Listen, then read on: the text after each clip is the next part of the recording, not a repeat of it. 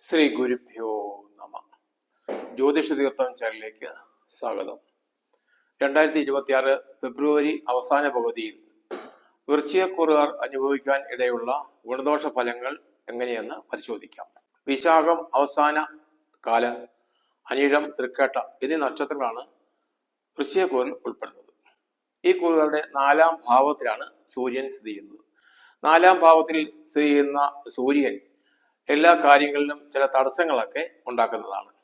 അതുപോലെ ദാമ്പത്യ ജീവിതത്തിൽ ചില പ്രശ്നങ്ങൾ ഉണ്ടാകുവാനും 4-ാം ഭാവത്തിലെ സൂര്യൻ കാരണമാകും. എന്നാൽ കർമ്മരംഗത്ത് വലിയ പുരോഗതി ഈ സൂര്യൻ നൽകുന്നതാണ്.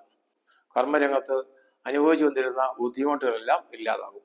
4-ാം ഭാവത്തിലെ സൂര്യൻ മൂലം അനുഭവപ്പെടുന്ന ദോഷഫലങ്ങൾ ഇല്ലാതാകുന്നതിന് മഹാദേവനെ പ്രാർത്ഥിച്ച് വഴിപാടുകൾ ചെയ്യുന്നതും, അതുപോലെ വിഘ്നേശ്വരനായ ഗണപതി ഭഗവാന് വഴിപാടുകൾ നടത്തുന്നതും സഹായിക്കും.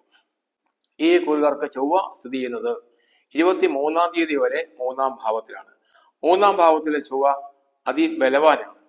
ഉച്ചസ്ഥനായ ചൊവ്വ ഈ കൂറുകാർക്ക് ധാരാളം ഗുണഫലങ്ങൾ നൽകും. പ്രത്യേകിച്ചും സുബ്രഹ്മണ്യ പ്രീതി ഈ കൂറുകാർക്ക് അനുഭവപ്പെടും. സുബ്രഹ്മണ്യനെ പ്രാർത്ഥിക്കുന്നതിലൂടെ ജീവിതത്തിൽ ധാരാളം നേട്ടങ്ങൾ അനുഭവിക്കാൻ ഇവർക്ക് അവസരമുണ്ടാകും. മനക്കരുത്ത് ഇവർക്ക് വർദ്ധിക്കുന്നതാണ്.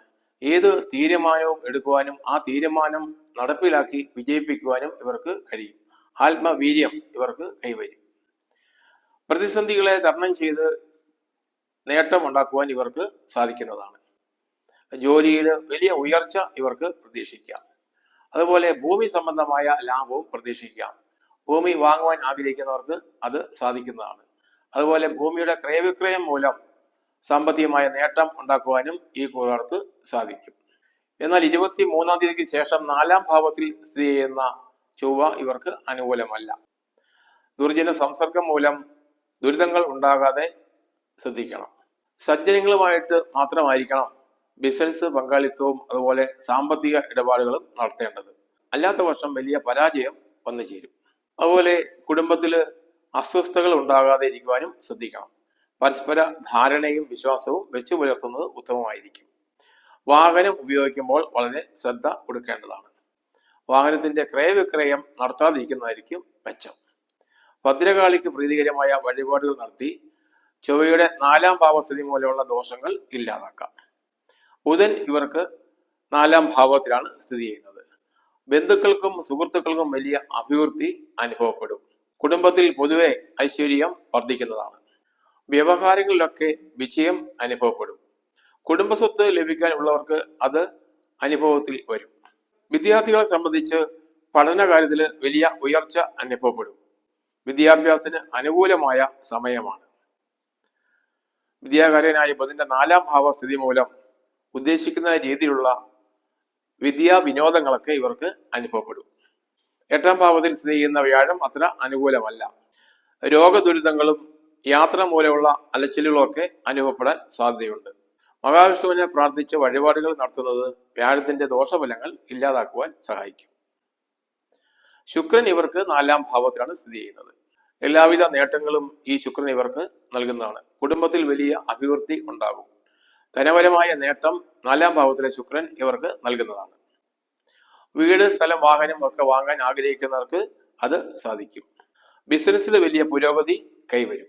ദമ്പതിമാർക്കിടയിൽ ദൃഢമായ ദാമ്പത്യ ബന്ധം ഉടലെടുക്കും. കുടുംബത്തിൽ കൂടുതലായി അഭിവൃദ്ധി അനുഭവപ്പെടും. പങ്കാളിത്ത വ്യാപാരം മൂലം കൂടുതൽ ലാഭം പ്രതീക്ഷിക്കാം. യാത്രകൾ മൂലം കൂടുതൽ നേട്ടങ്ങൾ അനുഭവപ്പെടും. 5-ാം ഭാവത്തിൽ ചെയ്യുന്ന ശനി ഇവർക്ക് അനുകൂലമല്ല. സന്താന ദുരിതം 5-ാം ഭാവത്തിലെ ശനിയുടെ സ്ഥിതി മൂലം അനുഭവപ്പെടും. വ്യാഴവും ശനിയും വക്രഗതിയിൽ ആയതിനാൽ വ്യാഴത്തെ കൊണ്ടും ശനിയെ കൊണ്ടും കാര്യമായ ദോഷങ്ങളൊന്നും ഇവർക്ക് അനുഭവപ്പെടുകയില്ല. ശനിയുടെ 5-ാം ഭാവസ്ഥിതി മൂലം ഉണ്ടാകുന്ന ദോഷങ്ങൾ ഇല്ലാതാക്കുവാൻ നീരാഞ്ജന വഴിപാട് കഴിക്കുന്നത് ഉത്തമമാണ്. 4-ാം ഭാവത്തിൽ നിൽക്കുന്ന രാഹു കുടുംബത്തിൽ ചില അസ്വസ്ഥതകളൊക്കെ ഉണ്ടാക്കാൻ സാധ്യതയുണ്ട്. കുടുംബാംഗങ്ങൾ തമ്മിൽ കലഹങ്ങൾ ഉണ്ടാക്കാതെ ശ്രദ്ധിക്കണം. പരസ്പര വിശ്വാസവും പരസ്പര ധാരണയും വെച്ചു പുലർത്തുന്നത് നല്ലതാണ്. 4-ാം ഭാവത്തിലെ രാഹുവിന്റെ സ്ഥിതി മൂലം അന്യദേശ ഗമനത്തിനും സാധ്യത കാണുന്നുണ്ട്. സർപ്പദൈവങ്ങൾക്ക് വഴിപാടുകൾ നടത്തി പ്രാർത്ഥിക്കുന്നത് രാഹു മൂലമുള്ള ദോഷങ്ങൾ ഇല്ലാതാകുവാൻ സഹായിക്കും. 10-ാം ഭാവത്തിൽ ചെയ്യുന്ന കേതു വലിയ ഗുണഫലങ്ങളാണ് ഇവർക്ക് നൽകുന്നത്. തൊഴിൽപരമായി വലിയ നേട്ടങ്ങൾ അനുഭവപ്പെടും. പുതിയ കർമ്മരംഗത്ത് പ്രവേശിക്കാനുള്ള അവസരം ഉണ്ടാകും. കർമ്മരംഗത്ത് നിലനിൽക്കുന്ന അസ്വസ്ഥതകളൊക്കെ ഇല്ലാതായി സമാധാനത്തോടെ ജോലി ചെയ്യാനുള്ള അവസരം ഉണ്ടാകും. പല വിധത്തിലുള്ള ധനാഗമം 10ാം ഭാവത്തിലെ കേതു മൂലം ഉണ്ടാകുന്നതാണ്. അപ്രതീക്ഷിതമായി സാമ്പത്തിക നേട്ടം കൈവരും. പൊതുവെ ഈ കൂറുകാർക്ക് ഫെബ്രുവരിയുടെ അവസാന പകുതിയിൽ ഗുണഫലങ്ങളാണ് അനുഭവപ്പെടുക. പ്രാർത്ഥന കൊണ്ടും വഴിപാട് കൊണ്ടും ദോഷഫലങ്ങളൊക്കെ പൂർണ്ണമായും ഇല്ലാതാക്കുവാൻ കഴിയുന്നതാണ്.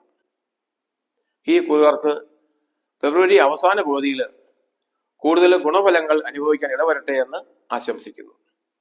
ചാനൽ സബ്സ്ക്രൈബ് ചെയ്യാത്തവർ സബ്സ്ക്രൈബ് ചെയ്യുക, ലൈക്ക് ചെയ്യുക, ഷെയർ ചെയ്യുക.